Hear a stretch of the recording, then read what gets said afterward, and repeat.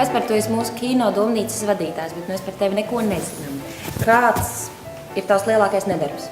Es esmu ļoti bieži un daudzas reizes daudzījis stiklus svešām mājām ar svešām bumbām. Bija arī uz brīdi pēdējā. Es biju zīmuļu monologs.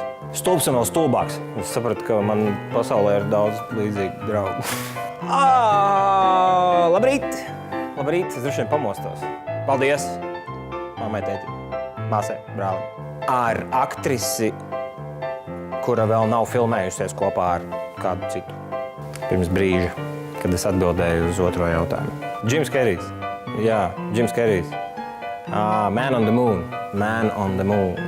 Sarunas par personībām un Holivudas kino ar jauno vadītāju Kasparu Breidaku ik pirmdienu 21:00 tikai 360 TV.